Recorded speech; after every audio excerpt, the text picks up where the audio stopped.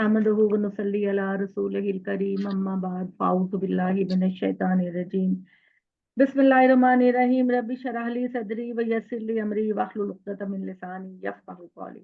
जी आज हमने कहाँ तक पढ़ना है जी? कहाँ से पढ़ना है? 145 से 145 से पढ़ना। ठीक है। जिक्र चल रहा था ग़ज़वा उहद का। ठीक है।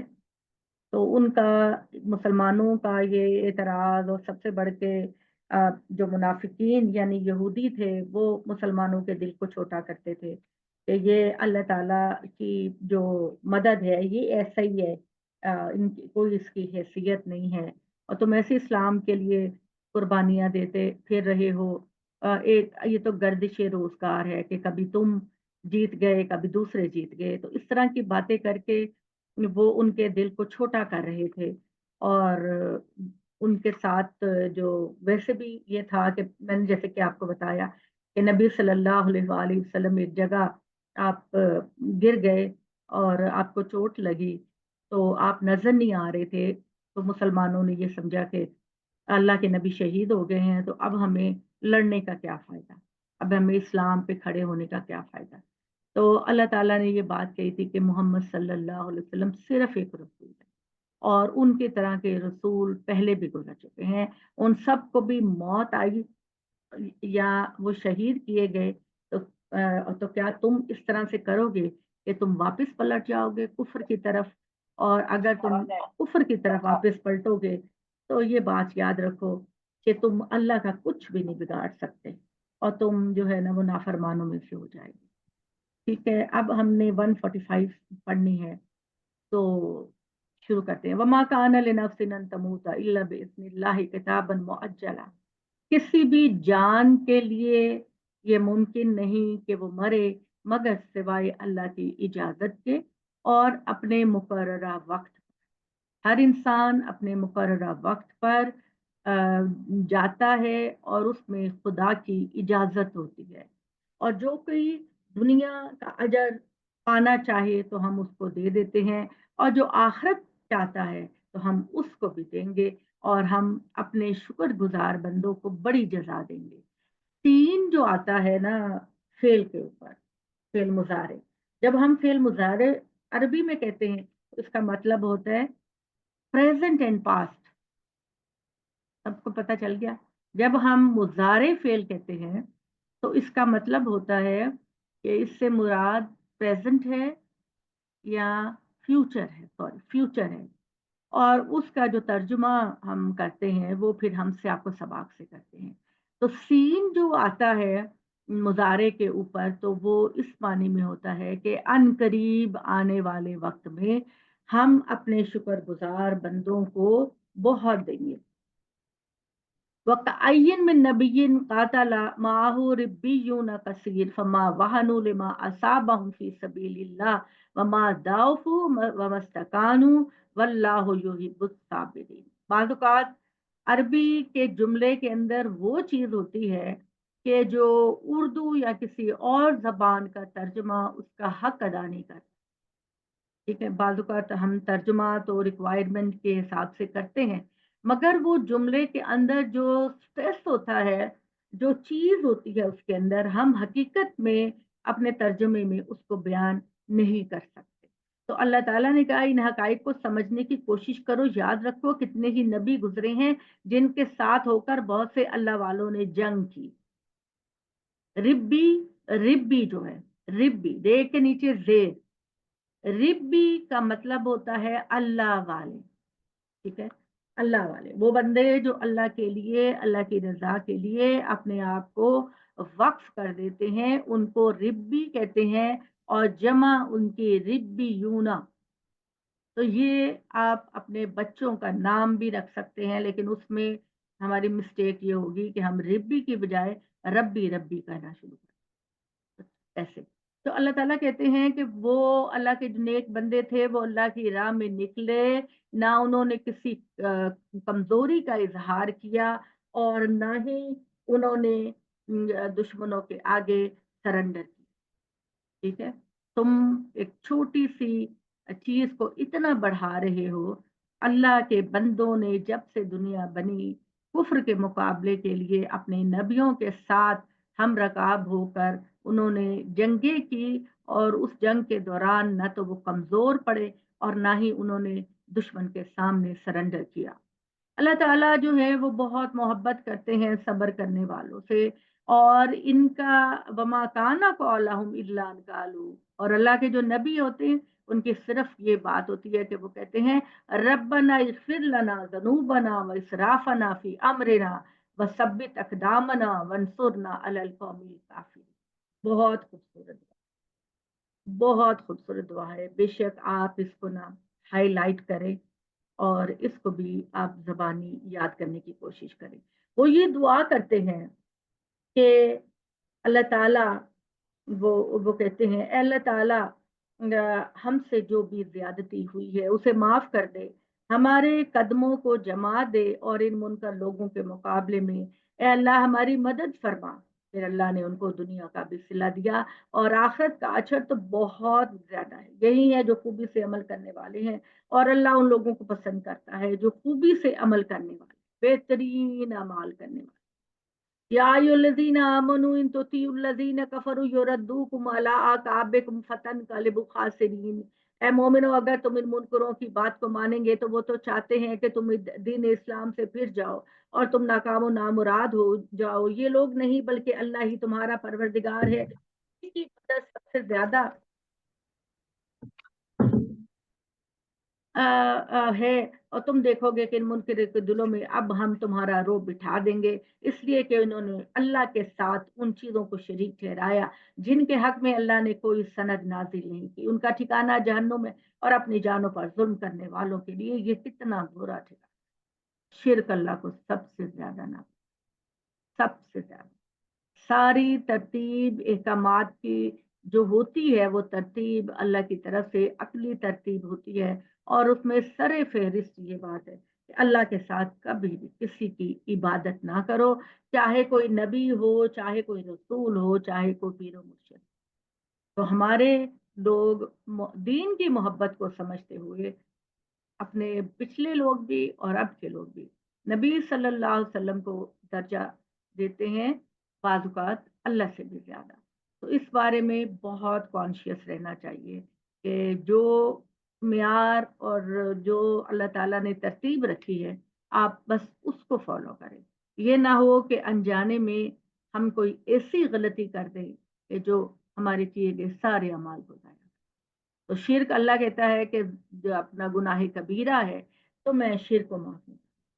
तो अल्लाह ताला कहते हैं अल्लाह ने अपनी मदद का जो वादा तुमसे किया था वो उस वक्त उसने पूरा कर दिया जब तुम अल्लाह के इजाजत से उनको तहे तैग कर रहे हो। तहे तैग का मतलब, तैग का मतलब किसको आता है बताएगा मुझे?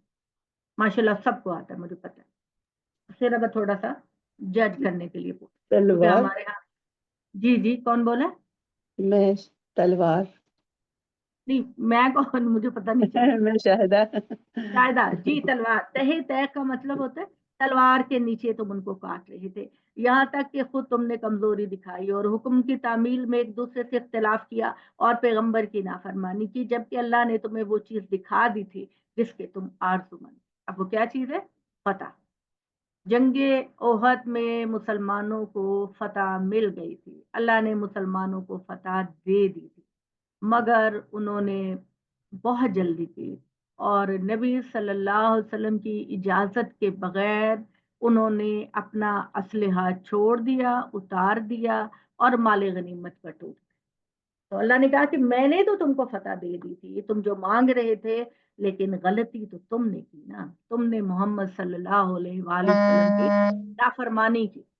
ठीक है, सबको समझ आ गई। तो ये हकीकत है कि तुम में से कुछ दुनिया के तालिब थे और कुछ आखिरत के। चुनाचे अल्लाह ने इस फतह के बाद फिर तुम्हारा रुख उनसे फेर दिया ताकि तुम्हारी आजमाइश करे, इसलिए कि जो लोग दुनिया के तालिब हैं वो तुमसे हटकर अलग हो जाएं। और हक ये है कि उसने फिर भी तुमको माफ कर दिया, और अल्लाह ताला मुसलमानों पर बड़ी अनायतें करनी। याद करो, जब तुम भागे जा रहे थे, किसी को मुड़कर नहीं देख रहे थे, और अल्लाह का पैगंबर तुम्हें पीछे से आवाज दे रहा था, और तुम्हारे ही लोग एक दूसरे की जमात में तुमको पुकार रहे थे, जो उसके साथ खड़ी थी تو اللہ نے تم کو غم پر غم دیا، اس لیے کہ اس امتحان کے گزرنے کے بعد آئندہ کسی چیز کے ہاتھ سے جانے اور کسی مصیبت کے آنے پر تم رنجیدہ خاطر نہ ہوا۔ یہ اللہ تعالیٰ کہتے ہیں کہ جب تمہیں شکست ہو گئی، تم میدان چھوڑ کے بھاگ رہے تھے اپنی جانیں بچانے کے لیے، اور جو پکے صحابہ کرام تھے وہ تم کو بلا رہے تھے کہ نہیں جاؤ، واپس آ جاؤ، اور محمد صلی اللہ علیہ وسلم بھی ان کو آوازیں دے رہے تھے کہ میں زندہ ہوں۔ اللہ نے کہا نا تم کو غم پر غم پہنچایا، مراد یہ کہ ایک تو تمہیں شکست ہوئی، اور دوسرا تمہیں نبی صلی اللہ علیہ وسلم کے بارے میں یہ بات پتا چلی کہ آپ صلی اللہ علیہ وسلم شہید ہو گئے۔ تو اس غم پر غم تم کو دیا تاکہ خدا تمہاری تربیت کر سکے اے مسلمانوں، کہ کسی چیز کے تمہارے ہاتھوں سے جانے یا تمہارے کسی نقصان یا تم پر کسی مصیبت آنے پر تم اپنا دل چھوٹا نہ کرو۔ تم اپنا دل کبھی بھی، دنیا عارضی چیز ہے، اللہ تعالیٰ تمہاری آزمائش کرتے رہتے ہیں، کسی چیز کے لاس ہونے میں ایسا رویہ کبھی نہ کرو کہ زندگی میں تمہیں کوئی دلچسپی ہی نہ رہ جائے، تم بالکل کنارہ کش ہو۔ یہ دنیا کی ساری چیزیں وقتی اور عارضی ہیں، ان کے بدلے میں اللہ تمہیں بہت کچھ دینے والا ہے۔ اس لیے کوئی بھی چیز جاتی ہے تو دکھ تو ہوتا ہے، لیکن اللہ کے بندے بنو، صبر اور ہمت سے کام لو، اور یہ نہیں ہے کہ کوئی کسی نقصان پر سب کچھ چھوڑ چھاڑ کر تم بیٹھ جاؤ۔ اب یہاں پر میں ایک اور لفظ پوچھ رہی ہوں، اس کے معنی خاطر کا کیا مطلب؟ خاطر کا کیا مطلب؟ ٹھیک ہے جی، خاطر کوئی بتائے گا؟ شاید اچھا، خاطر کا مطلب جو ہے نا وہ پرشین میں خاطر دل کو کہتے ہیں، ٹھیک ہے جی، پرشین میں خاطر دل کو کہتے ہیں، دل کو ہارٹ کو کہتے ہیں۔ تو رنجیدہ خاطر کا مطلب ہے کہ تمہارا دل افسردہ نہ ہو، ٹھیک ہے؟ تمہارا دل افسردہ جو ابوالکلام آزاد ہے نا، انہوں نے جو کتاب لکھی ہے، انہوں نے کتاب ان کی ہے، سب کو پتا ہوگا، غبار خاطر، ٹھیک ہے؟ تو انہوں نے وہاں پر جو خاطر کا لفظ ہے وہ دل کے لیے استعمال کیا۔ اور یاد رکھو کہ جو کچھ تم کرتے ہو اللہ اس سے باخبر ہے۔ پھر اس غم کے بعد اللہ نے تم پر اطمینان نازل کیا، ایک ایسی نیند کی صورت میں جو تم میں سے کچھ لوگوں پر چھا گئی، اور کچھ وہ تھے کہ جنہیں اپنے جانوں کی فکر تھی، کچھ لوگ کمزور وہ تھے کہ جو یہ سمجھ رہے تھے کہ ابھی پھر خالد بن ولید کا لشکر آئے گا اور ہم پر حملہ کر دے گا۔ تو جو پکے مومن تھے وہ تو اللہ کے اس وعدے پر بڑی میٹھی نیند رات کو سو گئے، لیکن جو کمزور تھے وہ ساری رات ڈرتے رہے کہ کہیں خالد بن ولید کا لشکر دوبارہ نہ آ جائے، اور خدا کے متعلق بالکل خلاف حقیقت جاہلیت کے گمانوں میں مبتلا تھے۔ وہ کہہ رہے تھے کہ ان معاملات میں ہمارا کوئی حصہ ہے، ان سے کہہ دو تمام معاملات اللہ کے اختیار میں ہیں، وہ اپنے دلوں میں جو کچھ چھپائے ہوئے ہیں اور جو کچھ تم پر ظاہر کرتے ہیں، کہتے ہیں کہ اس معاملے میں ہمارا کوئی دخل نہیں ہوتا، تو ہم یہاں اس طرح مارے نہ جاتے۔ اللہ کہتے کہہ دو اگر تم اپنے گھروں میں بھی ہوتے تو جن کے شہید ہونے کا اللہ نے تمہاری تقدیر میں لکھا تھا وہ اپنی قتل گاہوں تک پہنچ کر ہے۔ یعنی یہ والی بات کہ جان بچا لوں، اپنی چھپ جاؤں، ایسی کوئی بات نہیں۔ جس کی موت کا وقت آیا ہے وہ اس کو کہیں بھی ڈھونڈ لے گا۔ لہذا اس بات کو ایک مرتبہ پھر اچھی طرح سمجھ لو کہ یہ محض اس لیے ہوا کہ اللہ تمہیں الگ الگ کرے، اللہ تمہاری آزمائش کرے کہ کون سچے بندے ہیں اللہ کی راہ میں اور کون صرف اپنے فائدوں کے لیے تمہارے ساتھ آ ملے ہیں۔ تو اللہ تعالیٰ نے اس چیز کو جاننا تھا، اس لیے کہ تمہارے سینوں میں جو کچھ چھپا ہوا ہے اس کو پرکھے، اور اس لیے کہ تمہارے دلوں کے کھوٹ چھانٹ دے، اور حقیقت یہ ہے کہ اللہ دلوں کی باتیں جانتا ہے۔ تم میں سے جو لوگ دونوں گروہوں کی مٹبیر کے دن پیٹ پھیر گئے تھے، ان کی اس لغزش کا سبب یہ تھا کہ ان میں سے بعض کرتوتوں کی شامت سے شیطان نے ان کے قدموں کو ڈگمگا دیا، یعنی جو ہے وہ مال غنیمت کی طرف شیطان نے ان کا رجحان کر دیا تھا کہ جاؤ جاؤ مال غنیمت لوٹو ورنہ تمہیں کچھ نہیں ملے گا۔ حالانکہ وہ جو مال غنیمت ہے وہ اللہ اور اللہ کے رسول کی رضا کے مطابق تقسیم ہونا تھا اور کسی کے ساتھ زیادتی نہیں ہونی تھی، لیکن تمہیں شیطان نے کہا کہ جاؤ جاؤ جاؤ جا کے مال غنیمت کو لوٹ لو۔ تو اللہ تعالیٰ نے فرمایا تم میں سے جو आपस में टाकरा हुआ इनके इस लग़ज़िश का सबब था कि इनके बाज़ करतूतों की शामत से शैतान ने इनके कदम डगमगा दिए, ताहम अल्लाह ने इनको माफ़ कर दिया। बेशक अल्लाह ताला बख्शने वाले हैं, वो बड़ा बुर्दबार है अल्लाह ताला। ईमान वालों, उन लोगों की तरह ना हो जो मुनकर हैं, जिनके अइज़्ज़ा व अक़रबा कभी सफ़र पर जाते हैं या किसी जंग से निकलते हैं और उनको मौत आ जाती है और उनके बारे में वो कहते हैं कि अगर वो हमारे पास होते तो ना मरते, ना कत्ल होते। ऐसा नहीं है। इसलिए कि अल्लाह हर इस चीज़ को इनके दिलों की हसरत बनाए, वरना हकीकत ये है कि अल्लाह ही ज़िंदगी देता है और अल्लाह ही मौत देता है। और जो कुछ तुम करते हो वो अल्लाह की निगाहों के सामने है। इस पर मज़ीद ये कि अगर तुम अल्लाह की राह में मारे जाओगे या मरोगे तो अल्लाह की जो बख्शिश और रहमत तुम्हें हासिल होगी, वो इससे कहीं बेहतर है। तुम्हें अगर अल्लाह की राह में मौत आएगी, तो मोमिनों के लिए तो मौत एक बेहतरीन ज़िंदगी का दिबाचा है।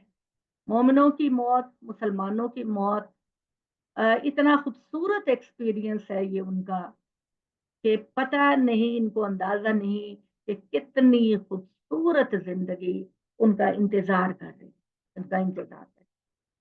तो ये भी कि तुम मरो या मारे जाओ, तुमको सिमट कर अल्लाह ही की तरफ जाना है। सो ये अल्लाह की इनायत है कि तुम इनके लिए बड़े नरम ख़ू वाक़े हुए हो, यानी मोहम्मद सल्लल्लाहु अलैहि वसल्लम, मुसलमानों पर अल्लाह का बड़ा एहसान है कि आप बहुत नरम, ख़ू का मतलब अरबी ज़बान में होता है तबीयत, नरम ख़ू, बहुत ही नरम तबीयत के हो।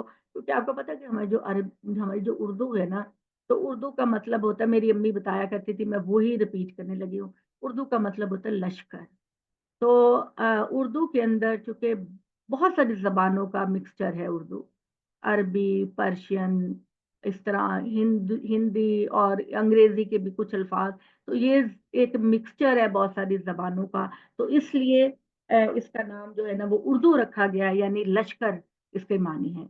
तो अल्लाह ताला कहते हैं कि तुम इनके लिए बड़े नरम ख़ू वाक़े हुए हो ए पैगम्बर, अगर तुम सख्त तबीयत होते, सख्त दिल होते तो ये सब तुम्हारे पास से दूर चले जाते, इसलिए कि इनसे दरगुज़र करो, इनके लिए मग़फ़िरत चाहो और मामलात में इनसे मशवरा लेते रहो। फिर जब फ़ैसला कर लो तो अल्लाह पर भरोसा करो, इसलिए कि अल्लाह को वही पसंद है जो उस पर भरोसा करने वाले हैं। ईमान वालों, अगर तुम्हारी मदद पर हो तो तुम पर आए, ईमान वालों, अगर अल्लाह तुम्हारी मदद पर हो तो तुम पर कोई गलबा नहीं पा सकता, और वो तुम्हें छोड़ दे तो उसके बाद कौन है जो तुम्हारी मदद करे। ईमान वालों को तो अल्लाह ही पर भरोसा करना चाहिए।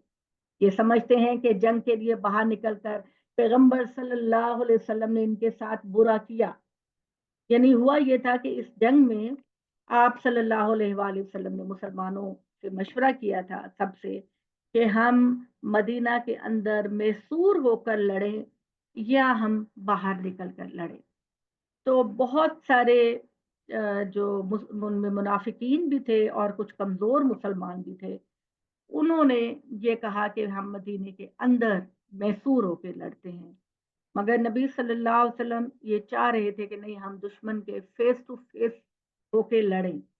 तो आप सल्लल्लाहु अलैहि वसल्लम जो है वो उन्होंने मशवरा किया और फिर अपना फैसला, क्योंकि अल्लाह ने कहा कि मशवरा सबसे लो, लेकिन अगर किसी चीज़ में आपका फैसला हो जाए तो फिर बाकी लोगों को आपके फैसले को मानना है। तो आप सल्लल्लाहु अलैहि वसल्लम मदीने से बाहर निकल कर मुकाबला किया, तो इस बात की वजह से इनके दिलों में ये रंजिश पैदा हो गई कि भई हमारी बात नहीं मानेंगे। तो अल्लाह ताला ने कहा कि नबी सल्लल्लाहु अलैहि वसल्लम से कहा कि आप ये समझते हैं कि आपने उनकी बात नहीं मानी, ये किसी पैगंबर के शान शान नहीं कि वो किसी का बुरा चाहे। इन्हें मालूम होना चाहिए कि जो कोई बदखाई करेगा अल्लाह और अल्लाह के नबी की, तो क़यामत के दिन वो अपनी बदखाई करेगा और फिर हर शख्स को उसकी कमाई का पूरा बदला मिलेगा और इन पर कोई ज़्यादती नहीं की जाएगी। फिर वो जो खुदा की खुशनुदी चाहे वो उन लोगों की तरह हो जाएगा जो खुदा की नाराज़गी को लेकर लौटे और जिनका ठिकाना जो है वो दोज़ख है, और क्या ही बुरा ठिकाना है। अल्लाह के नज़दीक इनके दर्जे अलग-अलग होंगे। जो कुछ कर रहे हैं अल्लाह उसे देख रहा है। यानी कोई अपने अमाल के लिहाज से कोई फर्स्ट क्लास जन्नत में होगा, कोई सेकंड क्लास जन्नत में होगा, कोई थर्ड क्लास जन्नत में होगा, लेकिन थर्ड क्लास जन्नत भी जिसको मिलेगी वो समझेगा कि मुझे पूरी बादशाहत मिली। अल्लाह इन्हें देख रहा है। हकीकत ये है कि अल्लाह ने तो मुसलमानों पर बड़ा एहसान किया था कि इनके अंदर खुद ही इन्हीं में से एक रसूल उठाया। یہ قرآن مجید کی اسٹیٹمنٹ ہے جس کو عام طور پر لوگ نہیں سمجھتے۔ اللہ تعالیٰ اپنا یہ قانون بیان کرتے ہیں کہ ہم جب کسی نبی اور کسی رسول کو بھیجتے ہیں قوم کی طرف تو وہ باہر سے نہیں آتا، وہ قوم کے اپنے اندر کا بہترین انسان ہوتا ہے۔ جیسے حضرت شعیب علیہ السلام کے بارے میں ان کی قوم نے کہا یہ تم کیا چیز ہو، تم تو اتنے اچھے تھے کہ ہم تمہیں کہا کرتے تھے کہ تم ہماری قوم کے بیسٹ انسان ہو، اب یہ کیا تم نے کہنا شروع کر دیا کہ ہم اپنے بتوں کی عبادت نہ کریں، اپنے باپ دادا کے راستے پر نہ چلیں۔ تو یہ چیز بالکل اللہ کا قانون ہے کہ نبی اور رسول جو آتے ہیں وہ اسی قوم کے اندر سے آتے ہیں، اسی قوم کے بہترین انسان ہوتے ہیں اور قوم ان کو بہترین انسان کہہ رہی ہوتی، ٹھیک ہے۔ بس جلدی سے ایک واقعہ بیان کر دیتی ہوں کہ نبی صلی اللہ علیہ وسلم ابھی نبوت پر فائز نہیں ہوئے تھے، تو خانہ کعبہ کچھ یہ خراب ہو گیا تھا، اس کی تعمیر نو کی جا رہی تھی۔ تو قریش کے سارے بڑے لیڈروں نے کہا کہ ہم اپنی حلال کی کمائی جمع کر کے تو خانہ کعبہ کو دوبارہ تعمیر کریں۔ تو وہ خانہ کعبہ کو تعمیر کیا گیا، اور جب حجر اسود کو لگانے کا وقت آیا تو سارے لیڈر کہنے لگے کہ یہ تو ہم رکھیں گے، یہ تو ہم رکھیں گے۔ تو لڑائی ہونے لگ گئی ان کے درمیان، دست و گریبان ہونے لگے۔ پھر انہوں نے فیصلہ کیا کہ ایسا کرتے ہیں کہ کل سب سے پہلے جو حرم میں آئے گا وہ فیصلہ کرے گا کہ یہ حجر اسود کون لگائے۔ اور یہ نبوت سے پہلے کا واقعہ ہے۔ سب سے پہلے دیکھا ارلی مارننگ تو نبی صلی اللہ علیہ وآلہ وسلم تشریف لا رہے ہیں، تو وہ لوگ جو کل آپ کو مخالفت کر رہے تھے، کرنی تھی جنہوں نے، وہ کہنے لگے جا الصادق، سچا انسان آ گیا، سچا انسان آ گیا۔ اور پھر کہا کہ محمد آؤ ہمارے درمیان فیصلہ کرو۔ تو آپ صلی اللہ علیہ وآلہ وسلم نے کہا کہ ایک چادر لاؤ، آپ نے چادر کے اوپر حجر اسود رکھا اور سارے لیڈروں سے کہا کہ تم ان کے کونوں کو پکڑ لو، چادر کے کونوں کو پکڑ لو اور اس کو وہاں تک لے جاؤ جہاں حجر اسود نصب کرنا ہے۔ جب وہاں پر چلا گیا تو آپ صلی اللہ علیہ وسلم نے خود حجر اسود کو اٹھایا اور اس کو کارنر میں لگا دیا، اور ایک بڑی لڑائی ہونے سے بچ گئی اور سب لوگوں نے اتفاق کیا۔ نبی صلی اللہ علیہ وسلم، میں یہ مثال دینے کا مطلب ہے کہ آپ کی شخصیت اتنی خوبصورت تھی، اتنی لوگ ان پہ ٹرسٹ کرتے تھے، اتنا ان کی باتوں کو سچا مانتے تھے کہ اس وقت بھی انہوں نے یہی کہا۔ لیکن بات یہ ہے کہ جب ان کو اللہ کا پیغام دیا گیا تو وہ سارے مخالف۔ ابو جہل کہا کرتا تھا کہ محمد ہمیں تم سے بڑا پیار ہے اور ہمیں پتا ہے کہ تم ایک سچے انسان ہو، لیکن تم یہ جو بات کہتے ہو نا کہ ہم اپنے باپ دادا کے راستے کو چھوڑ دیں، تو یہ ہمیں قبول نہیں۔ اس کے اندر خودداری تھی، جاہلیت کی خودداری تھی کہ ہم ایک جوان کے کہنے پر اپنے پرانے بزرگوں کے راستے کو کیسے چھوڑ سکتے ہیں۔ تو یہ میں نے جلدی جلدی کوشش کی آپ کو بتانے کی۔ تو اللہ تعالیٰ کہتے ہیں اللہ کے نزدیک ان کے درجے الگ الگ ہوں گے، جو کچھ یہ کر رہے ہیں اللہ اسے دیکھ رہا ہے۔ حقیقت یہ ہے کہ اللہ نے تو مسلمانوں پر بڑا احسان کیا کہ ان کے اندر خود انہی میں سے ایک رسول اٹھایا جو اس کی آیتیں انہیں سناتا ہے، ان کا تزکیہ کرتا ہے۔ اور اللہ تعالیٰ نے کہا کہ اس سے پہلے ان کا، اچھا یہ دیکھیے لقد من اللہ علی المؤمنین اذا بعث فیہم رسولا من انفسہم یتلو علیہم آیاتہ ویزکیہم ویعلمہم الکتاب۔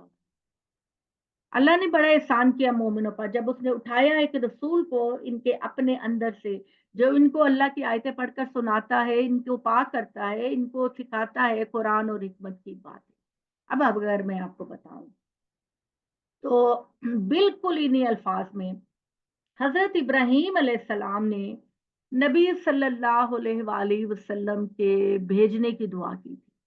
جب خانہ کعبہ بنا رہے تھے حضرت اسماعیل کے ساتھ، تو آپ صلی اللہ علیہ وسلم کے لیے دعا کر رہے تھے کہ ربنا وابعث فیہم رسولا یتلو علیہم آیاتک ویعلمہم الکتاب والحکمہ۔ یعنی حضرت ابراہیم نے جن الفاظ میں آپ صلی اللہ علیہ وسلم کے لیے دعا کی، اللہ تعالیٰ نے انہی الفاظ کو بول کر بتا دیا کہ ابراہیم نے جس بندے کے لیے دعا کی یہ وہی بندہ اور رسول۔ کہ بالکل ابراہیم نے کہا تھا کہ وہ اللہ کے احکامات پڑھ کر سنائے، تو یہ اللہ کے احکامات پڑھ کر سناتا ہے۔ ابراہیم نے کہا تھا کہ یہ ان کو گناہوں سے پاک کرے، تو یہ ان کو گناہوں سے پاک کرنے کی کوشش کرتا ہے۔ اور ابراہیم نے کہا تھا کہ وہ ان کو کتاب و حکمت کی تعلیم دے، تو محمد سب کو کتاب و حکمت کی تعلیم دے۔ یعنی انہی الفاظ کو استعمال کر کے اللہ تعالیٰ نے یہ بات کہی کہ جس دعا کو ابراہیم نے مانگا تھا، محمد اس کی شکل میں اس دنیا میں تشریف لا چکے ہیں۔ اور اگرچہ لوگ اس سے پہلے بڑی کھلی ہوئی گمراہی میں مبتلا تھے، اور لما اصابت کو مصیبت اسقد اصبتم مثلیہا، تو ہاں جب ایک مصیبت تمہیں پہنچی جس سے 2 گنا مصیبت اس سے پہلے تم نے ان کو پہنچائی تھی، تو کیا یہ بات بھی تم نے کہی کہ یہ کہاں سے آ گئی؟ جنگ بدر میں، جنگ بدر میں تم نے ان کا بڑا نقصان کیا تھا۔ ان سے کہہ دو یا پیغمبر کہ یہ تمہاری اپنی ہی لائی ہوئی ہے، اللہ فتح دیتا ہے تو اپنی حکمت کے مطابق شکست بھی دلوا دیتا ہے، اس لیے کہ اللہ ہر چیز پر قادر ہے۔ اور مزید یہ کہ جب دونوں فوجیں ایک دوسرے کے سامنے آئیں، تو اس دن جو مصیبت تم پر آئی یہ اللہ کی اجازت سے آئی، اور اس لیے آئی کہ اللہ ان کو بھی دیکھ لے جو سچے مومن ہیں، اور ان کو بھی جو ابتدائی سے منافقت اختیار کیے ہوئے ہیں، وہی کہ ان سے کہا گیا کہ آؤ اللہ کی راہ میں جنگ کرو یا کم سے کم اپنے شہر کی حفاظت کرو، تو انہوں نے کہا کہ ہم جانتے کہ جنگ ہونی ہے تو ہم ضرور تمہارے ساتھ ہیں۔ یہ منافقین، اور منافقین قرآن مجید کس کو کہتے ہیں؟ آپ کے لیے ساری اصطلاحیں جاننا ضروری ہے۔ منافقین کی ٹرمینالوجی صرف ان یہودیوں کے لیے استعمال کی جا رہی ہے، بنی اسرائیل کے ان لوگوں کے لیے استعمال کی جا رہی ہے جو نبی صلی اللہ علیہ وآلہ وسلم کے پاس جاتے تو فائدہ حاصل کرنے کے لیے کہتے کہ ہم تو اسلام قبول کر چکے ہیں، اور جب آپ صلی اللہ علیہ وآلہ وسلم کی محفل سے نکلتے تو اپنے سرداروں سے کہتے کہ مسلمانوں کے ساتھ تو ہم مذاق کر رہے تھے، اصل میں تو ہم آپ کے ساتھ ہیں۔ تو یہ منافق جنگ سے پہلے تو نبی صلی اللہ علیہ وآلہ وسلم سے کہتے تھے کہ ہم آپ کے ساتھ ہیں، ہم آپ کے ہم رکاب ہیں، لیکن پھر اس کے بعد جب جنگ کا موقع آتا تو پیچھے ہٹ جاتے۔ تو اللہ تعالیٰ کہتے ہیں کہ میں بھی صرف ان کی آزمائش کر رہا تھا، اور وہی ہے کہ اس سے کہا گیا او اللہ کی راہ میں جنگ کرو یا کم از کم اپنے شہر میں محصور ہو کر لڑو۔ تو اس دن ایمان سے وہ زیادہ کفر کے قریب تھے، وہ اپنے منہ سے وہ باتیں کہہ رہے تھے جو ان کے دل میں نہیں تھی، اللہ خوب جانتا تھا اس سے جو وہ چھپائے ہوئے تھے۔ وہی جو بیٹھے رہے اور اپنے ان بھائیوں کے بارے میں جو لڑنے کے لیے نکلے یہ کہہ دیا کہ اگر وہ ہماری بات مان لیتے تو شہید نہ ہوتے، کیونکہ اس جنگ میں مسلمانوں کے جلیل القدر صحابہ کی بھی شہادت ہو گئی تھی۔ حضرت امیر حمزہ بھی شہید ہو گئے تھے، اور میں نے ان کی ڈیٹیل آپ کو بتائی تھی کہ وہ کس طرح شہید ہوئے۔ ان سے کہہ دو اچھا اب اپنے اوپر موت کو ٹال کر دکھانا اگر تم سچے ہو، ان کی باتوں کی پرواہ نہ کرو اے محمد صلی اللہ علیہ وآلہ وسلم، اور اس جنگ کے دوران جو لوگ اللہ کی راہ میں قتل ہوئے انہیں مردہ خیال نہ کرو، وہ مردہ نہیں بلکہ اپنے پروردگار کے حضور میں وہ زندہ ہیں اور انہیں روزی مل رہی ہے۔ اب سادہ لوگ یہ کہتے ہیں کہ یہ جو شہادت پانے والے لوگ ہوتے ہیں وہ اپنی قبروں میں زندہ ہوتے ہیں، قبر میں کوئی زندہ نہیں۔ اس بات کو جان لے کہ قبر میں کوئی زندہ، یہ مٹی والی قبر جو ہے اس میں نہ تو شہداء زندہ ہوتے ہیں، نہ ہی نبی و رسول زندہ ہوتے ہیں، اور نہ ہی جن کو ہماری معصوم لوگ پیر و مرشد مانتے ہیں وہ زندہ ہوتے ہیں۔ زندگی ان کی اللہ کے پاس ہوتی ہے، اللہ تعالیٰ ان کو کس طرح زندہ رکھتے ہیں، اللہ کہتے ہیں ان کو رزق دیا جاتا ہے، ان کو بہترین لائف دی جاتی ہے، مگر ہمیں نہیں پتہ، واللہ تشعرون، تمہیں نہیں پتا کہ وہ کس طرح کی زندگی ہے۔ تو اس یہ وہ باتیں ہیں جو متشابہات میں سے، تو ان کے اندر کیا سرائی کر کے اپنی کسی ضابطے کو بنا لینا جو ہے وہ صحیح نہیں ہے۔ تو ہمارے لوگ جو مزاروں پہ جاتے ہیں در حقیقت وہ یہ سمجھتے ہیں کہ وہ اپنی قبروں میں زندہ ہیں، تو ایسی بات نہیں، وہ زندہ ہیں ڈیفینیٹلی اللہ کے پاس۔ کس شکل میں زندہ ہیں، روحانی طور پر، جسمانی طور پر، کیا رزق دیا جا رہا ہے، کہاں رکھا جا رہا ہے، اللہ تعالیٰ کہتے ہیں کہ آپ اس کھوج میں نہ جائیں، وہ زندہ ہیں مگر اس دنیا میں تم کو اس کا پتہ نہیں، ٹھیک ہے۔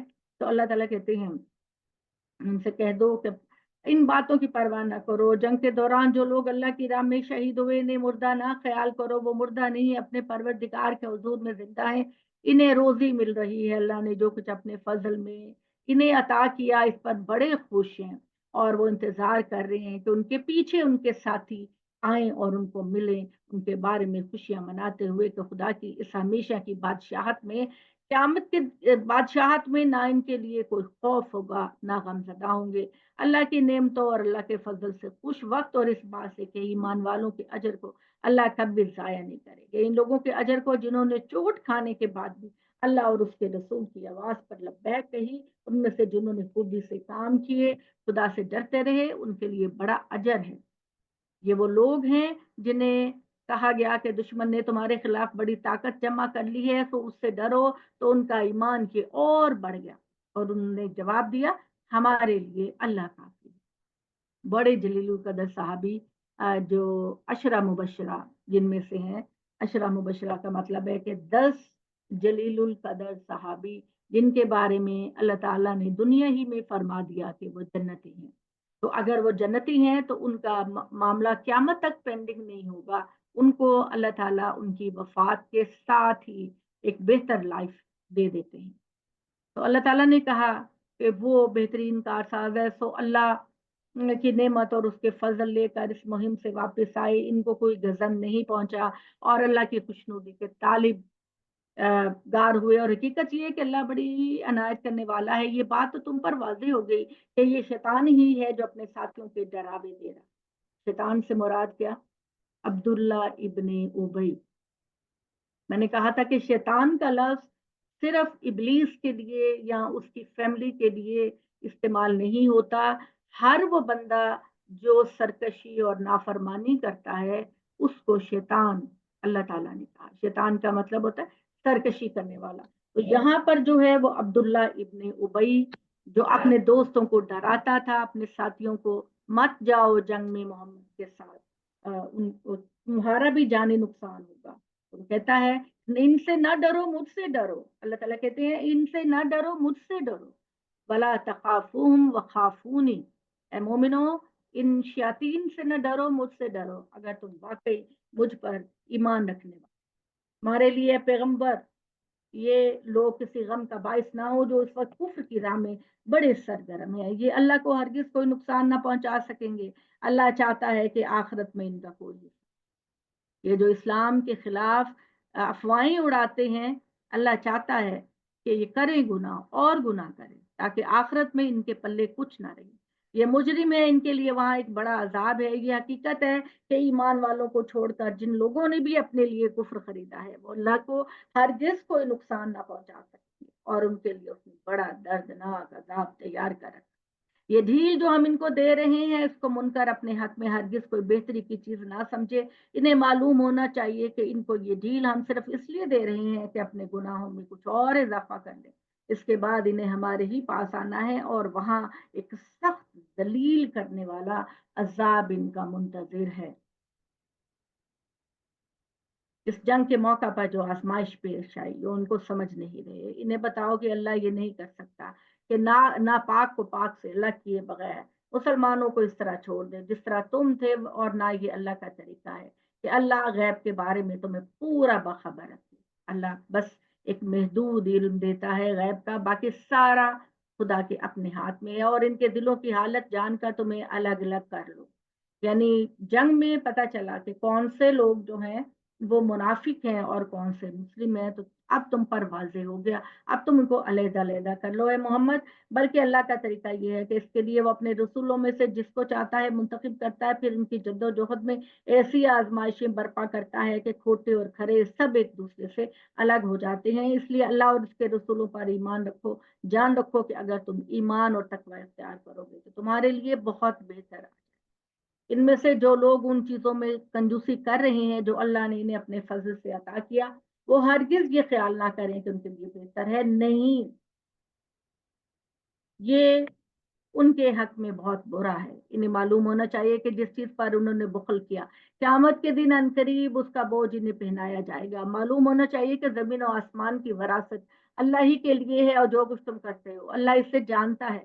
اللہ نے ان لوگوں کی بات سن لی جنہوں نے کہا اللہ محتاج ہے اور ہم غنی ہیں، ان کی یہ باتیں ہم لکھ رہے ہیں، اور پیغمبروں کا ناحق قتل کرنا۔ تو یہ بنی اسرائیل کے جو नाफरमान लोग थे, जब इनको कहा जाता कि अल्लाह की राह में खर्च करो, ठीक है, हर शरीयत के अंदर ज़कात तो रही है, ज़कात सदकात खैरात रहे हैं, तो जब इनको कहा जाता है कि आओ अल्लाह की राह में खर्च करो, तो वो ये कहते हैं अल्लाह के पास खुद नहीं है जो हमसे मांगता है। इस तरह की जुर्रत, आप सोचें कि ये बातें करते थे, अल्लाह के पास खुद नहीं है, हम क्यों दें, अपने बंदों को वो खुद दे। तो वो कहते थे अल्लाह मोहताज है और हमारे पास अल्लाह से ज्यादा है। अल्लाह कहते हैं कि इनकी ये तौहीन अमेज़ बातें हम लिख रहे हैं और इनके पैगम्बरों को नाहक कत्ल करना भी हमने की। ये बार बार कुरान मजीद इसलिए ये बात कह रहा है कि मोहम्मद सल्लल्लाहु अलैहि वसल्लम से पहले हजरत ईसा थे, और हजरत ईसा नबी सल्लल्लाहु अलैहि वसल्लम से तकरीबन 200 साल पहले थे, और इन्होंने उनको अपनी दानिश में उनको सलीब चढ़ाया था, रूमी फौजियों को कह के। तो अल्लाह ताला बार बार ये कह रहे हैं कि तुमने तो अपने नबी को तुमने कत्ल किया, और उससे पहले तुम हजरत जिक्रिया और हजरत याहिया को भी कत्ल कर चुके हो। तो अब तुम जो है वो नबी सल्लल्लाहु अलैहि वसल्लम का इनकार करते हो, हालांकि तुम तो अपने भी नबियों का इनकार करते रहे। तो अल्लाह ताला ने कहा कि जो अपने हाथों की कमाई आगे भेजेगा वो अल्लाह के पास पाएगा। ये लोग जिन्होंने कहा कि अल्लाह ने हमें ये हिदायत कर रखी है कि हम किसी रसूल की बात उस वक्त तक ना माने जब तक वो हमारे सामने ऐसी कुर्बानी पेश ना करे जिसे आसमान से उतर कर आग खा ले। तुम्हारे पास मुझसे पहले बहुत सारे रसूल निशानियां लेकर आए हैं, और सारे मौजज़ात देखकर भी तुमने उन नबियों को, मैंने आपसे ये बात कही थी, याद अगर आपको हो, बनी इसराइल की शरीयत के, बनी इसराइल की नहीं बल्कि डे वन से ही जब हजरत आदम अलैहिस्सलाम इस दुनिया में आए तो अल्लाह ताला का ये तरीका था कि कुर्बानी करने के लिए किसी ऊंची पहाड़ी पर कुर्बानी को रखा जाता, और अगर आग आकर उस कुर्बानी को उठा लेती थी तो इसका मतलब था कि अल्लाह ने इस कुर्बानी को कबूल किया। और अगर उस बंदे की नाफरमान था, सरकश था, गुनाहगार था, जो भी था, उसकी कुर्बानी अगर आसमान से आग आकर नहीं उठाती थी तो इसका मतलब था कि अल्लाह ने नहीं कबूल की। इसी तरह हाबिल और काबिल का जो झगड़ा हुआ वो इसी पर हुआ कि काबिल ने हसद किया कि मेरे भाई की कुर्बानी को तो अल्लाह ने कबूल कर लिया और मेरी कुर्बानी को नहीं। तो अब ये मोहम्मद सल्लल्लाहु अलैहि वसल्लम से कह रहे थे कि हमारे शरीयत में तो ऐसा होता था, अब तुम भी कुछ ऐसा करके दिखाओ कि किसी जगह को कुर्बानी रखो और अल्लाह से कहो कि उसकी तरफ से आग उस कुर्बानी को कबूल करे। तो अल्लाह ताला ने कहा कि तुम मोहम्मद से मौजज़ा मांगते हो, तो मौजज़े तो मैंने तुम्हारे नबियों को भी बहुत दिए। ये जो तुम्हारा आखिरी नबी था हजरत ईसा अलैहिस्सलाम, वो तो कमाल मौजज़ात थे, मुर्दे को जिंदा करते थे, लोगों को, अंधे गूंगे बहरे को ठीक करते थे, लोगों को अ, गैब की बातें बताया करते थे। तो तुमने फिर उनको क्यों कर, अगर मौजज़ों से ही ईमान कबूल करना है तो तुम्हारी कौम में जितने मौजज़े आए हैं वो तो कहीं भी नहीं आए, तो फिर तो तुम्हें बिल्कुल पक्का सच्चा मुसलमान होना चाहिए। इसलिए ए पैगंबर सल्लल्लाहु अलैहि वसल्लम ये तुमको जुटलाते हैं तो उसमें ताज्जुब की क्या बात। बहुत सारे रसूल तुमसे पहले भी इसी तरह जुटलाए गए, जो खुली निशानियां सहीफे रोशन किताबें लेकर आए। तुम इंतजार करो ए मोहम्मद, खुदा इनके लिए फैसला नाजिल करेगा, और ये भी इंतजार करें। हर जान को मौत का मजा चखना है, और तुमको तो पूरा पूरा बदला क़यामत के दिन मिलेगा। फिर जो दोज़ख से बचा लिया गया, जन्नत में दाखिल कर दिया गया, दर हकीकत दुनिया की कामयाबी उसी के लिए है। ये दुनिया की जिंदगी महज धोखे का सौदा है। सोचिए, आपका रब कहता है ये दुनिया जिसके पीछे भागते जा रहे हो, भागते जा रहे हो, भागते जा रहे हो, दाएं बाएं तुमको कोई होश नजर नहीं आ रहा, कौन सा खड्डा है, किस जगह गिर सकते हो, बस भागते चले जा रहे हो। ये तो सिर्फ, ये चीज जो है ये तो एक धोखा है, महज धोखा और फरेब है। असल जिंदगी बाद की जिंदगी है, हमेशा की जिंदगी। उस जिंदगी को कभी खत्म नहीं होना, उस जिंदगी में कभी कोई दुख तकलीफ नहीं। तो ये जो है ये दुनिया, मैंने एक दफा आपको बताया था कि नबी सल्लल्लाहु अलैहि वसल्लम एक दफा जा रहे थे, रास्ते में एक मुर्दा बकरी थी। आप सल्लल्लाहु अलैहि वसल्लम ने फरमाया कौन है जो इसको खरीदेगा। तो लोगों ने कहा कि या रसूलुल्लाह ये तो मुर्दा बकरी है, इसको कौन खरीदे। तो आपने कहा कि तुम्हारी दुनिया की मिसाल इस मुर्दा बकरी की, तुम मुर्दा बकरी को खरीदते हो जिसके अंदर कुछ भी नहीं, तुम्हें बल्कि आखिरत की को अपना मंजिल मकसूद बनाना चाहिए जो सब कुछ है। ऐ ईमान वालों, तुम्हारी जान और माल से अल्लाह तुम्हारी आजमाइश करता है, और उन लोगों की तरफ से जिन्हें तुमसे पहले किताब दी गई, उन लोगों की तरफ से जिन्होंने शिरक किया। तुम्हें बहुत सारी तकलीफ से बातें सुनने को मिलेंगी, अलबत्ता अगर तुम साबित कदम रहे, तुमने तकवा इख्तियार किया, तो अल्लाह जरूर तुम्हारी मदद करेगा, इसलिए कि यही वो काम है जो उसके लिए जरूरी करार दिए गए हैं। और उन लोगों को जिन्हें किताब दी गई, उनका ये वादा याद दिलाओ जो उन्होंने अल्लाह से ले रखा था कि तुम लोगों के सामने इस किताब को लाजमन बयान करोगे और इसे हरगिज ना छुपाओगे। फिर उन्होंने इसे पसे पुष्ट डाल दिया और इसके बदले में बहुत थोड़ी कीमत ली। अब ये बात अहले किताब की, इन्होंने ये वादा किया था कि जब मोहम्मद सल्लल्लाहु अलैहि वसल्लम आएंगे, अल्लाह ताला बार बार वही बात कर रहे हैं, तो वो उनका साथ देंगे, मगर दुनिया के फायदे के लिए, कि दुनिया में हमारा नाम बरकरार रहे। तुम मोहम्मद का इनकार कर रहे हो और लोगों को भी मना कर रहे हो, क्या ही बुरी है वो चीज जिसे ये खरीद लाए हैं।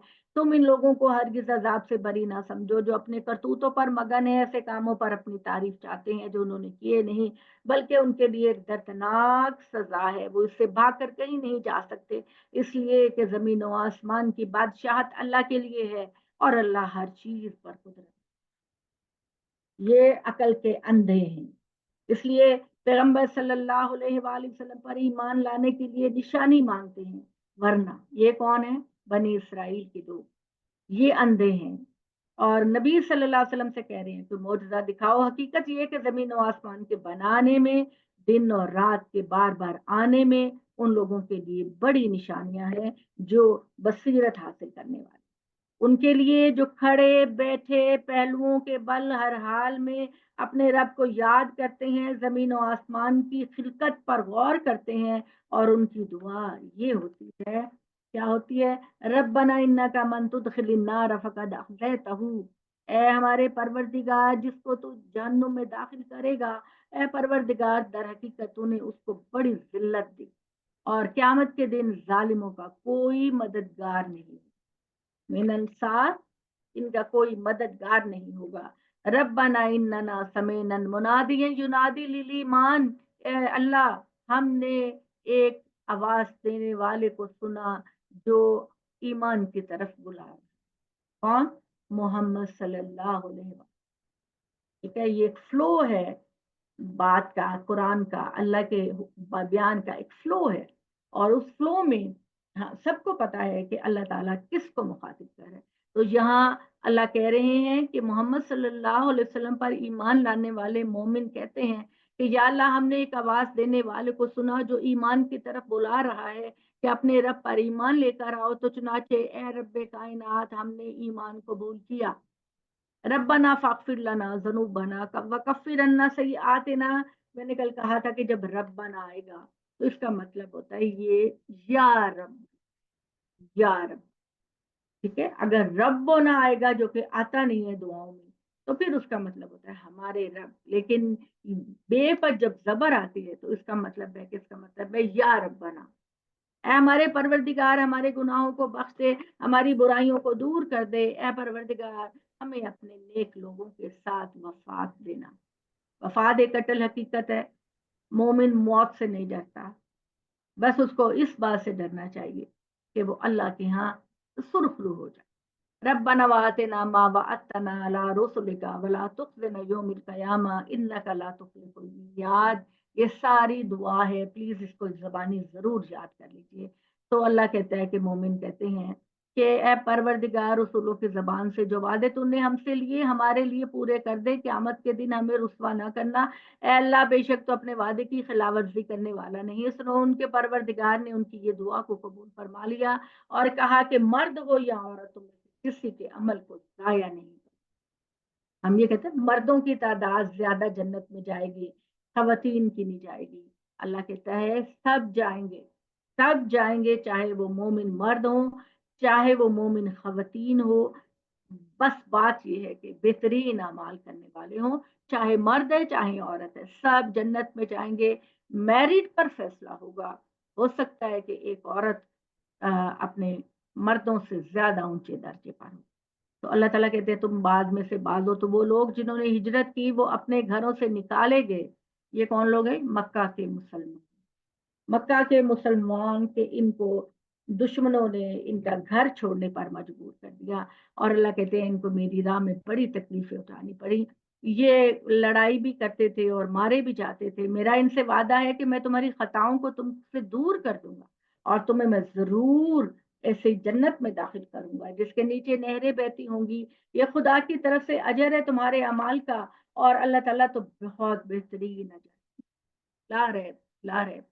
ایک چھوٹی سی کوشش کا بہت بڑا اجر اللہ تعالیٰ دیتے ہیں. تو اے محمد صلی اللہ علیہ وآلہ وسلم, ان لوگوں کے چلنا پھرنا تمہیں کسی مغالطے میں نہ ڈالے. یہ پیغمبر یہ تھوڑا سا لطف ہے, پھر ان کا ٹھکانہ جہنم ہے. اور وہ کیا بری جگہ. جب قریش کے بڑے بڑے لشکر اور قافلے تجارت کے لیے نکلتے اور بہت سامان لے کر جاتے اور بہت سامان لے کر آتے اور ڈھیروں منافع ان کو ہوتا, اور مکہ کے احاطے میں وہ امیر ترین لوگ ہوتے تھے, تو اللہ نے کہا کہ محمد تم دیکھتے ہو کہ یہ اللہ کے نافرمان ہیں لیکن یہ تو بڑے خوشحال ہیں, بڑی کامیابی ہے. تو اللہ تعالیٰ نے کہا کہ ان سے متاثر نہ ہونا, ان کی کامیابیوں اور ان کی دولت سے متاثر نہ ہونا. یہ اللہ کی طرف سے تھوڑا سا اللہ ان کو موقع دے رہا ہے, اور پھر تو انتہائی سزا انہوں نے پانی ہے, اور وہ کیا ہی بری جگہ.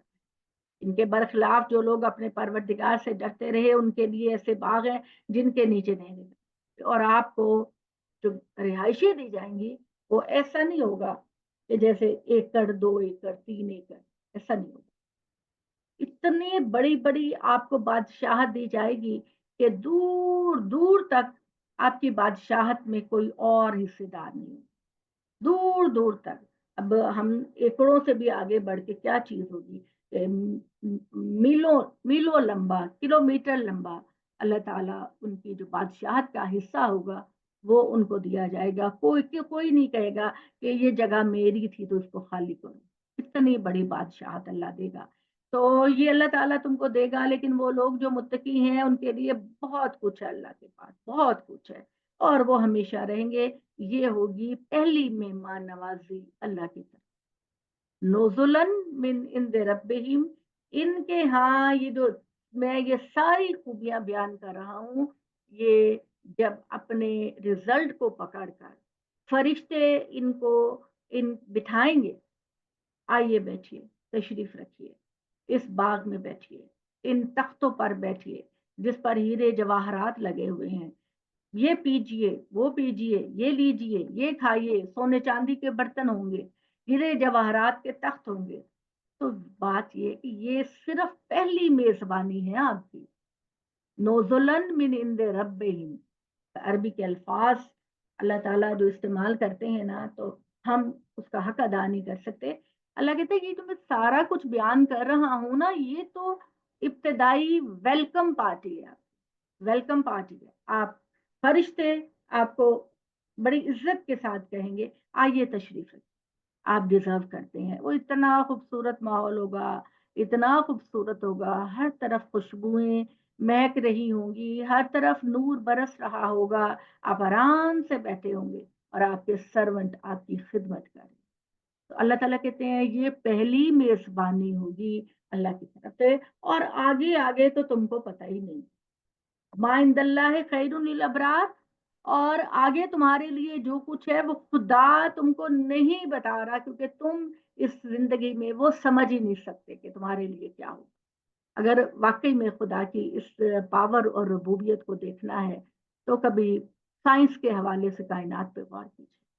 کبھی دیکھیے یہ سورج ہے نا, یہ جو ہمارا سورج ہے, اس کے کہتے ہیں کہ اس جیسے کروڑوں سورج اس کائنات میں ہے. یعنی کائنات سے مراد 7 زمینیں اور 7 آسمان ہیں. کیا کچھ ہے ہمیں نہیں پتا, اور اللہ تعالیٰ جو ہے وہ ہو سکتا ہے کہ پورا پورا ایک پلانٹ اپنے مومنوں کو دے دے بنا سجا کر. تو اللہ سے کچھ بعید نہیں.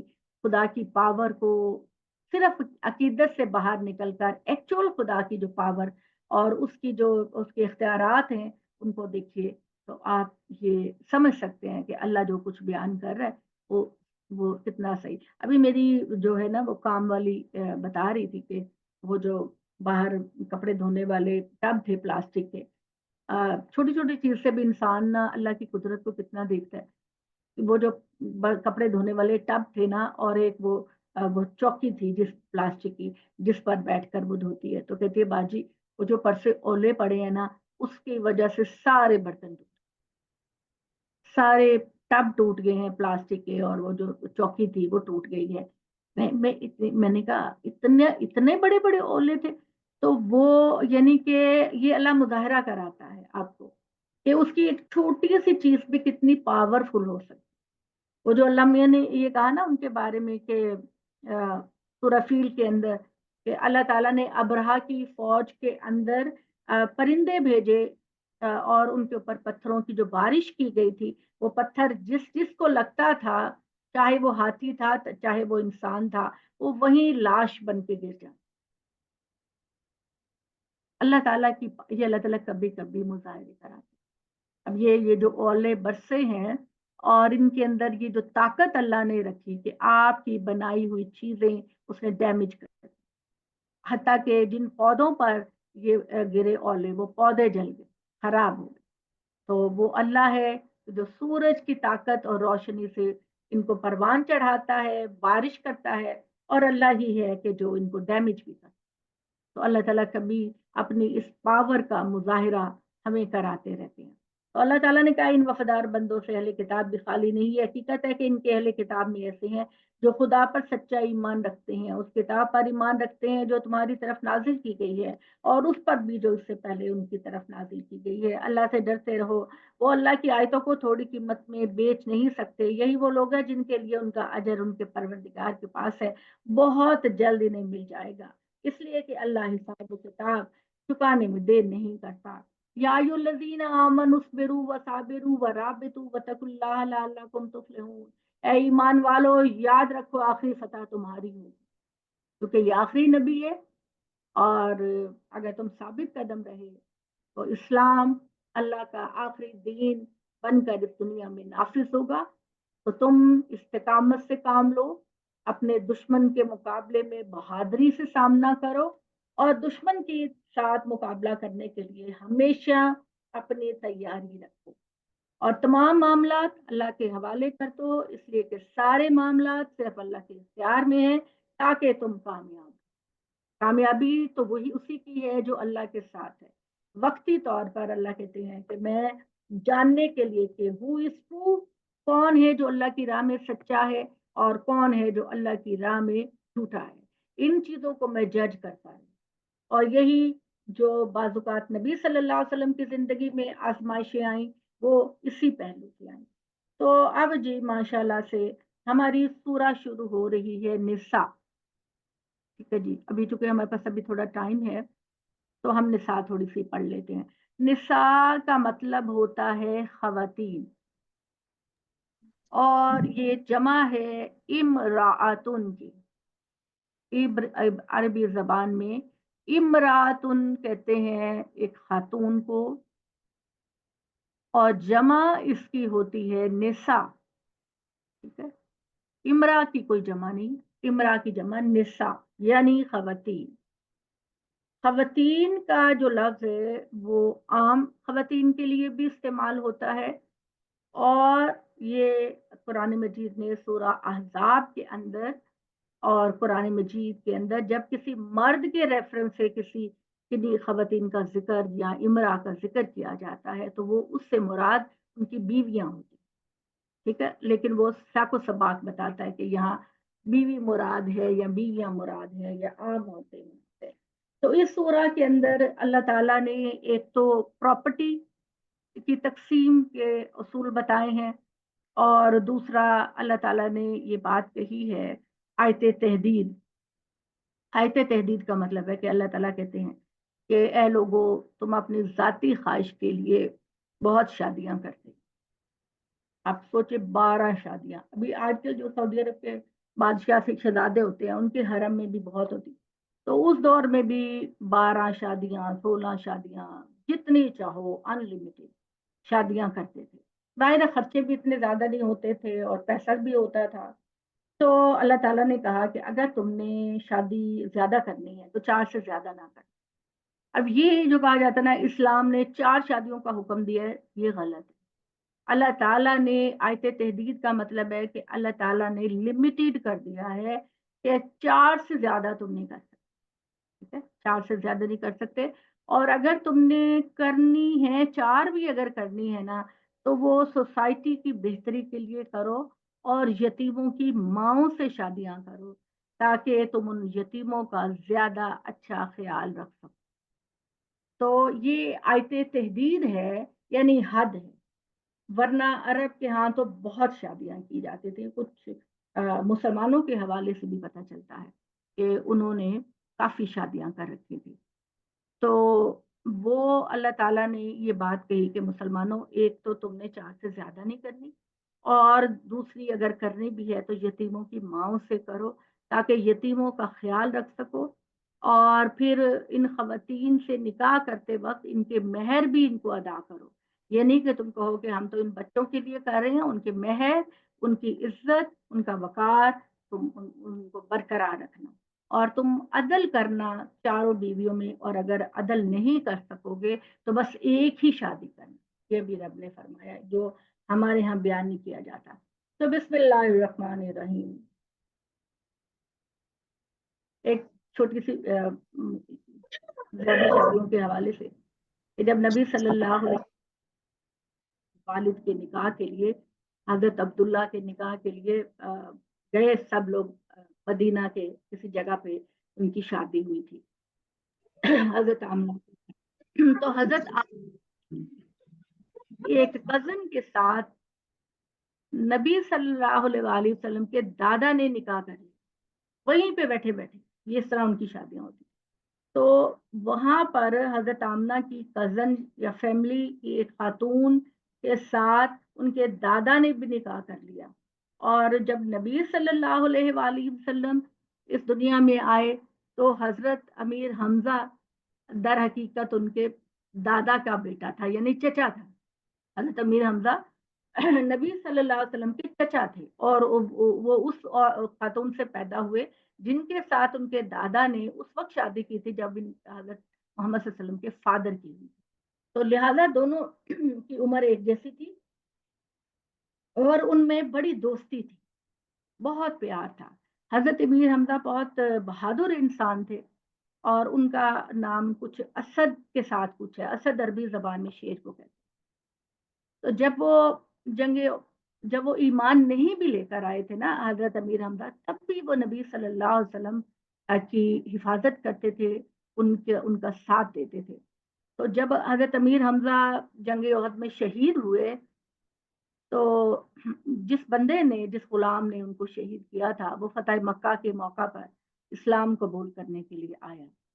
تو آپ صلی اللہ علیہ وسلم نے کہا کہ ٹھیک ہے، میں نے تم کو معاف کر دیا، لیکن تم میرے سامنے نہ آیا، تم نے جس بے دردی سے میرے چچا کو شہید کیا، امیر حمزہ کو شہید کیا، مجھے ان کی یاد آ جاتی ہے۔ آپ اتنے کلوز تھے آپس میں۔ تو اب یہاں پہ سورہ نساء ہے، اور بسم اللہ الرحمن الرحیم شروع کرتی ہوں اللہ کے نام سے جو انتہائی رحم کرنے والا ہے، اور جس کی رحمت ہمیشہ اپنے بندوں کے ساتھ۔ یا ایھا الناس اتقوا ربکم الذی خلقکم من نفس واحدہ، یہ وہ آیتیں ہیں جو نکاح کے موقع پر پڑھی جاتی ہیں۔ لوگوں اپنے پروردگار سے ڈرو جس نے تمہیں ایک جان سے پیدا کیا، اسی کے جنس سے اس کا جوڑا، یعنی عورت کے بارے میں ہم جو یہ بات کہتے ہیں کہ اما حوا کو بابا آدم کی پسلی سے پیدا کیا گیا، دیٹ از رانگ، بالکل غلط بات ہے۔ اللہ تعالیٰ نے یہ بات کہی ہے اس آیت کے اندر کہ جس میٹیریل سے میں نے آدم کو پیدا کیا، اسی میٹیریل سے اس کی بیوی کو پیدا کیا، وہی مٹی گارا طریقہ جو آدم کے لیے بنایا گیا وہی حوا کے لیے بنایا گیا۔ تو اللہ تعالیٰ نے کہا کہ اے لوگوں ڈرو اللہ سے جس نے تم کو ایک جان سے مراد ہے ایک میٹیریل سے پیدا کیا، اور اسی سے ہی اس کی بیوی کو بنایا، اور بہت سارے مرد، عورتیں اور خواتین اللہ تعالیٰ نے ان دونوں کی اولاد سے پیدا کیے۔ اللہ سے ڈرو جس کا نام لے کر تم مانگتے ہو، والارحام، اور اپنی خونی رشتوں کو توڑنے سے بچو۔ ارحام رحم کی جمع ہے، یعنی ماں کے رحم میں جو رشتے بنتے ہیں، بہن بھائیوں کے جو رشتے بنتے ہیں، ہم لوگ چھوٹی چھوٹی باتوں پہ ناراض ہو جاتے ہیں. اللہ تعالیٰ کہتے ہیں رحمی رشتوں کو توڑنے سے بچو، یہ اللہ تعالیٰ کو سخت ناپسند ہے. ان اللہ کان علیکم رقیبا، بے شک اللہ تعالیٰ تمہارے اوپر نگران ہیں. اللہ سے ڈرو اور یتیموں کے مال ان کے حوالے کر دو، اور ان کے لیے ان کے اچھے مال کو اپنے برے مال سے نہ بدلو، اور نہ ان کے مال کو اپنے مال کے ساتھ ملا کر کھاؤ، اس لیے کہ بہت بڑا گناہ ہے. اور اگر تم یہ ڈرتے ہو کہ تم یتیموں کے ساتھ انصاف نہ کر سکو گے تو ان کی ماؤں کے ساتھ جو تمہارے لیے جائز ہوں، دو دو تین تین چار چار تک بس شادی کر سکتے ہو. چار سے زیادہ کوئی بھی مقصد ہو، کچھ بھی ہو، تم چار کی حد کو کراس نہیں کرو. اور بعض لوگ پتہ کیا کرتے ہیں، چار کے سے زیادہ شادیاں کرنے کے لیے یہ کرتے ہیں کہ جس ایک سے دل بھر چکا ہوتا ہے اس کو طلاق دیتے ہیں اور ایک نئی عورت سے کر لیتے ہیں. تو یہ میں نے عربوں کے بارے میں بھی سنا ہے. اور اگر تمہیں یہ انصاف ہو کہ تم بیویوں کے درمیان انصاف نہیں کر سکتے تو پھر ایک ہی شادی رکھو، ٹھیک ہے. اور پھر یہاں جو لونڈیاں ہیں اس وقت تمہارے پاس، تم ان کو اپنے لیے بیوی بنا سکتے ہو. یہ بہت اس بات کے قریب ہے کہ تم حق تلفی نہیں کرو گے. خواتین کو ان کے مہر دو خوشی خوشی، اور اگر وہ اپنی خوشی سے تم کو معاف کر دیں تو پھر ٹھیک ہے. شوہروں کو اللہ اجازت دیتا ہے کہ وہ ان کے مہر کو خود استعمال کر سکتے ہیں. اور جو بچے ابھی نادان ہوتے ہیں، تو فہا کا یہاں مطلب ہے نادان، کمزور بچے، چھوٹے بچے. تو اگر یتیم ہو جائیں تو ان کے مال ان کو نہ دے دو، کیونکہ مال کو اللہ تعالیٰ نے سوسائٹی کے قیام کے لیے بنایا ہے. اور ان یتیم چھوٹے معصوم بچوں کو جب تک ان کی پراپرٹی ان کے حوالے نہیں کرتے ان کو کھلاؤ پہناؤ اور ان کے ساتھ بڑی ہی شفقت اور محبت سے بات کرو. اور یتیموں کو جج کرتے رہو، چیک کرتے رہو. جب وہ اپنی بلاغت کو پہنچ جائیں، جسمانی اور عقلی طور پر اپنی بلاغت کو پہنچ جائیں، تو پھر تم ان میں سے جس کو سمجھو کہ وہ میچور ہو چکا ہے، سمجھدار ہو چکا ہے، تو اس کا مال اس کے حوالے کرو. اور تم ان کے یتیموں کے مالوں کو فضول خرچی کرتے کرتے زیادہ بے رحمی سے خرچ نہ کرو کہ کل کو وہ بڑے ہو جائیں گے اور اپنے مال کا مطالبہ کریں گے. تو جو کوئی ان کے سرپرستوں میں سے پیسے والا ہو تو وہ ان کی دیکھ بھال اور پرورش کا کوئی معاوضہ نہ لے، لیکن جو ضرورت مند ہے تو وہ ان کے پیسوں میں سے اپنی ضرورت کی کوئی تنخواہ مقرر کر سکتا ہے. اور جب تم بچوں کو دیکھو کہ وہ سمجھدار ہو گئے ہیں تو ان کا مال ان کے حوالے کر دو اور اس پر گواہ مقرر. اللہ تعالیٰ جو ہیں وہ چاہتے ہیں کہ یہ ہماری جو چیز ہے نا، لین دین کا معاملہ بھی لڑائی کا نہیں ہونا چاہیے. اللہ تعالیٰ بہت کافی ہیں تم سے حساب کتاب لینے کے لیے. مردوں کے لیے حصہ ہے اس پراپرٹی میں جو والدین چھوڑیں اور قریبی رشتے دار چھوڑیں، اور خواتین کے لیے حصہ ہے اس پراپرٹی میں جو اس کے والدین اور قریبی رشتے دار چھوڑیں، چاہے ورثہ زیادہ ہو یا کم ہو، اللہ کی طرف سے یہ حصے مقرر کر دیے جائیں. اور جب تقسیم کے موقع پر قریبی رشتے دار یتیم مسکین وہاں آ جائیں تو ان میں سے بھی ان کو کچھ دے دلا کرو اور ان سے بھلائی کی بات کرو، ٹھیک ہے. یعنی ایسے ڈیزرونگ لوگ اگر اتفاق سے اس جگہ آ گئے ہیں تو جو کچھ بھی ہے ان کو دو، ان کو دو، ان کو اس میں سے قریبی رشتے داروں یتیموں مسکینوں کو دو. قریبی رشتے دار اللہ تعالیٰ دیکھ لیجئے اپنے ترتیب میں ہمیشہ اللہ ایسا ہی رکھتے ہیں. اور ان لوگوں کو ڈرنا چاہیے جو تقسیم ناانصافی سے کر رہے ہیں اور یتیموں مسکینوں کو نہیں دے رہے، کہ کل کو اگر ان کی اولاد بے سہارا ہو جائے تو ان کے بارے میں ان کو کتنے اندیشے آئیں. چنانچہ اللہ سے ڈرو اور ہمیشہ سیدھی سیدھی بات کیا کرو. بے شک وہ لوگ جو یتیموں کا مال اپنے پیٹوں میں بھر رہے ہیں، بے شک وہ اپنے پیٹوں میں آگ بھر رہے ہیں اور عنقریب بھڑکتی آگ میں ڈالے جائیں. جو یتیموں کے مال میں سے ایک چیز بھی لیتا ہے ناانصافی کے لیے تو اللہ کہہ رہا ہے کہ وہ اپنے پیٹوں کو آگ سے بھر رہے ہیں، اور اس عمل کے نتیجے میں اللہ تعالیٰ ان کو جہنم میں پھینکے. تو یہاں بھی سین استعمال ہوا تیسلونا، جس کے بارے میں نے آپ سے کہا کہ یہ عنقریب کے معنوں میں ہوتا ہے. اللہ तुम्हें हिदायत करता है औलाद के मामले में लिज़्ज़कर मिस्लु हिज़्ज़िल उन्सयैन, लड़के का हिस्सा 2 लड़कियों के बराबर है। फ़इन कुन्ना निस्साअन, और अगर सारी बेटियां ही हैं, अब यहाँ पे निस्सा का जो लफ्ज है वो मरने वाले की बेटियों के लिए इस्तेमाल हुआ है। अगर उसकी बेटियां ही हैं 2 से ज्यादा, 2 या 2 से ज्यादा, तो उनके लिए 2/3 होगा बाप की प्रॉपर्टी या माँ की प्रॉपर्टी। यानी भाई नहीं है, सिर्फ बहनें हैं, 2 या 2 से ज्यादा, तो 2/3 प्रॉपर्टी, 2 हिस्से प्रॉपर्टी बेटियों को दे दी जाएगी, और 1 हिस्सा जो बचेगा वो करीबी वो रिश्तेदार जो मरने वाले के लिए बहुत फायदेमंद थे उनको दे दिया जाए। और अगर बेटी सिर्फ अकेली होगी तो माँ बाप की प्रॉपर्टी में उसको आधा मिलेगा, ठीक है। और फिर आधा जो है, क्योंकि जो करीबी रिश्तेदार ज्यादा फायदा पहुंचाने वाले लोग होंगे उनको दे दिया जाएगा। भले अब वह लिकुल्ले वाहिदी मिनहुमा सुदुसु मिम्मा तरका इन काना लहू वलद, और तरके का छठा हिस्सा मैयत के वालिदैन को दिया जाएगा। में दोनों को 1/6, 1/6, 1/6 माँ को, 1/6 बाप को दिया जाएगा, ठीक है। इन काना लहू वलद, अगर मरने वाले की औलाद है, ठीक है। मरने वाले की औलाद में अल्लाह ने बता दिया मर्द का हिस्सा 2 व 3 के बराबर है, ठीक है। ये औलाद की डिस्ट्रीब्यूशन। और अगर लड़कियां ही सिर्फ हैं 2 या 2 से ज्यादा, तो 2/3 देकर बाकी जो है वो माँ बाप को 1/6, 1/6, और इस तरह करीबी आयजा को दिया जाएगा। और अगर बेटी अकेली है तो उसको आधा दे दिया जाएगा। और माँ बाप का हिस्सा औलाद अगर हो तो 1/6, 1/6 होगा। और अगर औलाद नहीं है, सिर्फ माँ बाप हैं, तो माँ को 1/3 दिया जाएगा और बाकी 2/3 बाप को दे दिया जाएगा। आप यहाँ देखेंगे कि ये तकसीम अल्लाह ने अपने हिसाब से की है, क्योंकि मर्द के कंधों पर अल्लाह ताला ने कमाने की जिम्मेदारी डाली है। तो इस वजह से नहीं है कि मर्द औरत पर सुपीरियर है, बल्कि इख्तियारात की तकसीम में हमने ये जाना था कि अल्लाह ताला ने मर्द को जिस्मानी तौर पर जो है वो ज्यादा मजबूत बनाया, और खाने पीने की सारी जिम्मेदारी मर्द के कंधों पे डाल दी।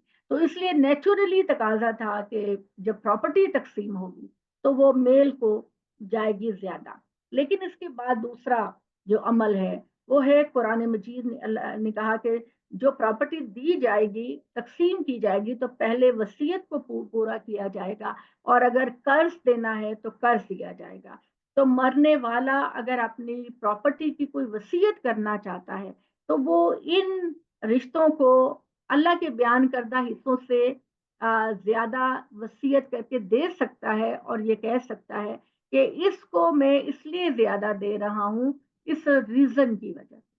यानी जब आप वारिसों को ज्यादा देते हैं, यानी आपके 3 बेटे हैं, तो एक बेटे के बारे में आप कहते हैं कि मैं इसको ज्यादा देना चाहती हूँ, तो आप उसके लिए वसीयत कर सकती हैं कि चूंकि इस बच्चे ने मुझे लुक आफ्टर किया, मेरी बीमारी को देखा, मेरे साथ साथ रहा, या ये इसकी कमाई का कोई और जरिया नहीं, इसके बच्चे हैं उनको पढ़ाना है, इस रीजन से मैं इसको ज्यादा दे रही हूँ, तो वो फिर अपनी वसीयत कर जाए, या अपनी जिंदगी में ये डिस्ट्रीब्यूट कर जाए। आजकल मैं देख रही हूँ कि लोग बड़े ही मेच्योर हो गए हैं, तो माँ बाप अक्सर ये करते हैं कि दुनिया से जाने से पहले ही अपनी चीजों को तकसीम कर देते हैं, और ये बहुत अच्छी बात है, इसलिए कि वरना बाद में दुश्मनियां, लड़ाई झगड़े ये होते हैं। तो बड़ी अक्लमंदी की बात है कि आपने जिसको जो देना है वो अपनी जिंदगी में ही दे दें। और हमारे नबी सल्लल्लाहु अलैहि वसल्लम ने फरमाया कि तुम्हारी वसीयत जो है वो तुम्हारे तकिए के नीचे होनी चाहिए,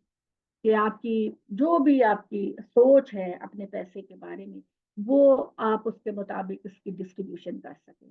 तो अगर औलाद नहीं है, सिर्फ माँ बाप हैं, तो माँ को 3 हिस्से करके 1 हिस्सा माँ को दिया जाएगा और 2 हिस्से बाप को दिए जाएंगे। और अगर अल्लाह ताला ने कहा ये सारा मामला वसीयत की अदायगी के बाद होगा, اور قرض کی ادائیگی کے بعد ہو۔ اور اباؤکم ابناکم لا تدرون ایہم اقرب لکم نفعا، تمہارے باپ تمہارے بیٹوں میں تمہیں نہیں پتا کہ تمہیں سب سے زیادہ نفع کس سے پہنچے گا۔ تو اللہ کی طرف سے یہ فریضہ ہے کہ تم، کیونکہ عربوں میں پراپرٹی تقسیم نہیں ہوتی، سارا کچھ بڑا بیٹا لے جاتا تھا، ایون باپ کی بیویاں جو ستیلی ان کی مائیں ہوتی تھی ان میں سے بھی وہ جس کو چاہتے تھے اس سے نکاح کر لیتے تھے، تو باقی خاندان والوں کو نہیں ملتے تھی۔ تو اللہ تعالیٰ نے اس چیز کی موٹیویشن پیدا کی کہ پراپرٹی جو ہے وہ وارثوں کو پہنچنی چاہیے، چاہے لڑکا ہو چاہے لڑکی ہو۔ ان اللہ کان علیما حکیما، ٹھیک ہے۔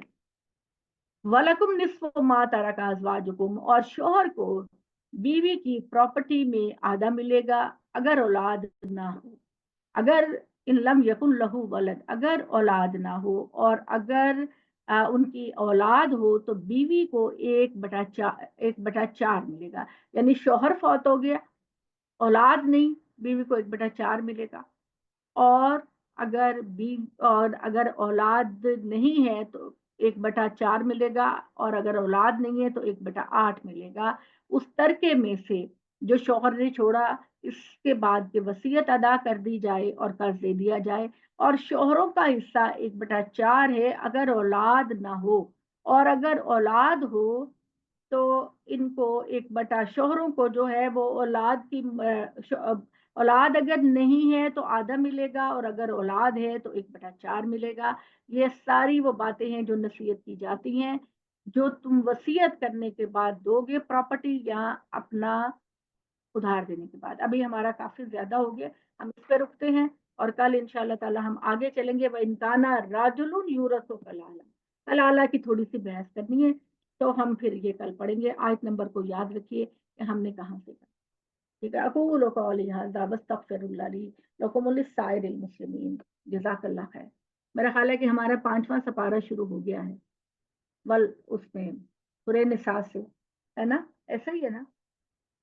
نہیں، ابھی تو 4th ہے۔ فورتھ میں کتنا ختم ہونے والا ہے نا؟ ٹھیک ہے، ٹھیک۔ جی، چوتھا ہی سپارہ۔ کوئی سوال ہے آپ کا؟